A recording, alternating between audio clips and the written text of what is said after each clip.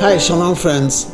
Someone once described these days as we're spending money we don't have for things we don't need, for happiness that does not last. I think that's actually quite an apt description of the consumerism and the desire of money for today. You know, we often confuse two words. So I was inspired from an article I read from Rabbi Jonathan Sachs, and he discusses something about value and expensive.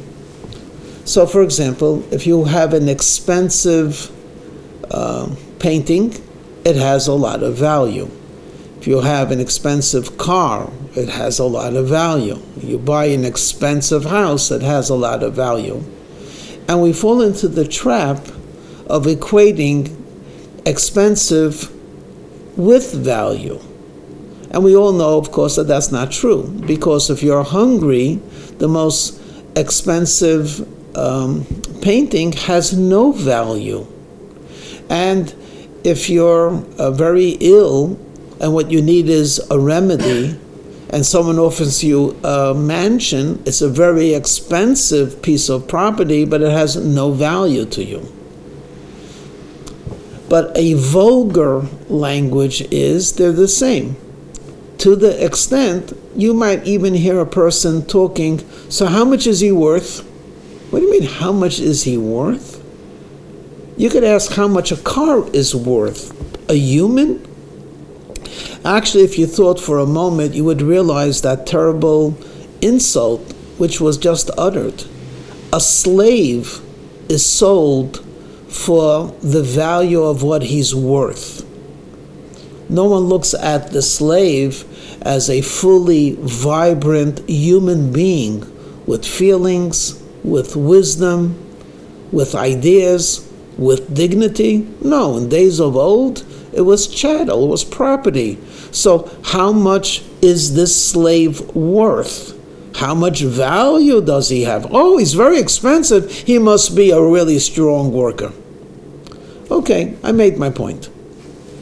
A human being is not, cannot be evaluated in terms of money.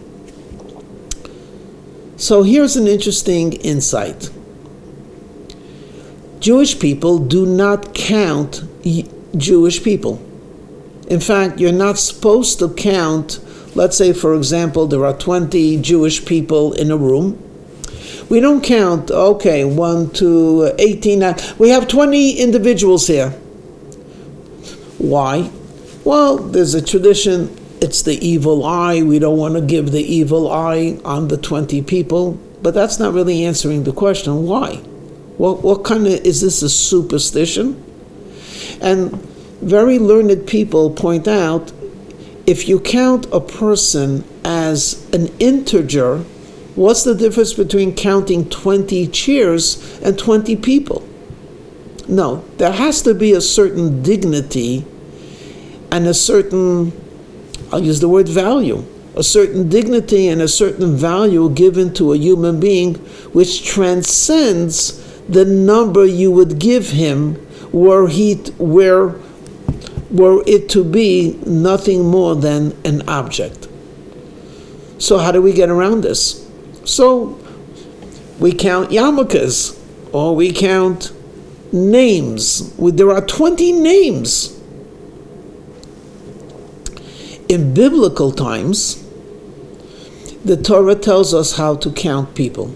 When it came to a census of the Jewish people, when they left Egypt, they were told to give a coin, a half shekel, and by counting the half shekels, counting the coins, they would know how many men of between the ages of 20 and 60 there were. So they knew the amount of people that could be going to an army. So you didn't count people, you counted coins. But from each person gave one coin, 1/2 shekel. So you could understand how many people there were. So Rabbi Sachs points out this wonderful thing. What did they do with these coins? They didn't give it back to each individual. Rather, the coins were used for a community project. They actually built a tabernacle. And now we could derive a beautiful lesson. If you want to know if a person has value, it's how much does he give to the community? What does he add to the community? His value is far more than just being alone, existing. He is part of a group. He is a part of a people. He's part of a community. So count him, he's important, or she's important. Why are they important? Because in addition to their intrinsic value, they also are the people that God created to be a source of blessing to others as well. So if a Jew wanted to be counted, he was 43 years old, and he wanted to be in the census, he would bring a coin. He would give something, which later on was used for a community purpose. What a beautiful idea that is. Yes, even if you do nothing, you have value. But there's a beautiful lesson that we could expound on. To be counted is not that I exist. Counted is I could be of benefit and I could bring blessing to others. The remarkable Jewish nation, over thousands of years, we've never been in the hundreds of millions, at least not as we know it today. We've always been a minority. We're not the most populous nation. But the value of the Jewish nation is extraordinary, not only in terms of its spirituality, but look at the tremendous blessings that the Jewish nation, the Jewish people, have given to mankind. In every field, there's a Jewish input.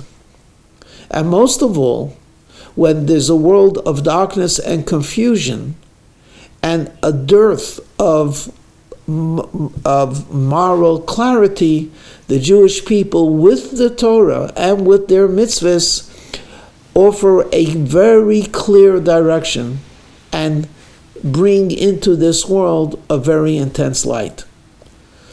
So, yes, you could pat yourself on the shoulder and say to yourself, I am a person of great value, of great worth. But saying that also obligates you. You are a person that has so much worth. Now let's see what you can give to the greater good. And by doing so, your individual worth will be magnified tenfold. Shalom.